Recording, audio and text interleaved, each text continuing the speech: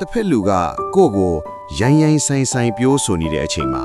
ကိုမျက်နှာတစ်ချက်တောင်မတင်းသွားအောင်ထိန်းထားနိုင်ဖို့ဆိုတာတကယ်ပဲဖြစ်နိုင်ပါမလားအပြောခံရလို့စိတ်တိုးတာဟာတဘာဝဆိုပေမဲ့အပြောခံရတဲ့ကြားကကိုယ်စိတ်ကိုမူလအတိုင်းထိန်းထားနိုင်စေဖို့မြတ်စွာဘုရားပေးထားတဲ့လျှို့ဝှက်ချက်လေးတစ်ခုရှိပါလေကျွန်တော်တို့နေ့စဉ်ဘဝမှာပြောဆိုဆက်ဆံကြတဲ့အခါတခါတလေမှာမဟုတ်မမှန်တာတွေရိုင်းဆိုင်တဲ့စကားတွေဒါမှမဟုတ်အဓိပ္ပာယ်မရှိဘဲဝေဖန်တိုက်ခိုက်တာမျိုးတွေကြုံတွေ့ရတတ်ပါတယ်ဒီလိုအချိန်မျိုးမှာစိတ်တို့ဒေါသထွက်ဖို့ဆိုတာအလွန်လွယ်ကူတဲ့အလွန်တစ်ခုပါ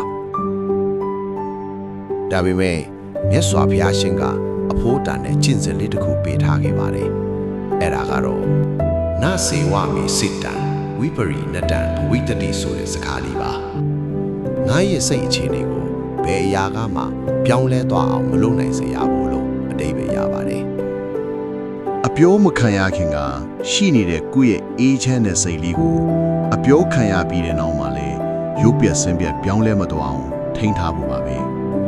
မျက်နှာကြောတင်းထွားတာမျိုးဒေါသနဲ့တုံ့ပြန်မိတာမျိုးမဖြစ်အောင်ကိုယ်စိတ်ကလေးကိုမူလအတိုင်းတည်ငြိမ်နေအောင်ထိန်းသိမ်းရမှာဖြစ်ပါတယ်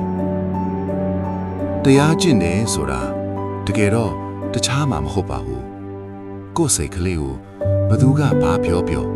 မပျက်စီးအောင်ထိန်းနိုင်တာဟာအစစ်မြင့်ဆုံးတရားကျင့်ခြင်းပါပဲဒါကြောင့်ဘလို့စကားမျိုးနဲ့ပဲကြုံငါစိတ်ကိုမပြောင်းလဲစေရဘူးလို့ဒီနေ့ကစပြီးခိုင်မာတဲ့တန်တိတ်ထာလေးချလိုက်ရအောင်လားခင်ဗျာ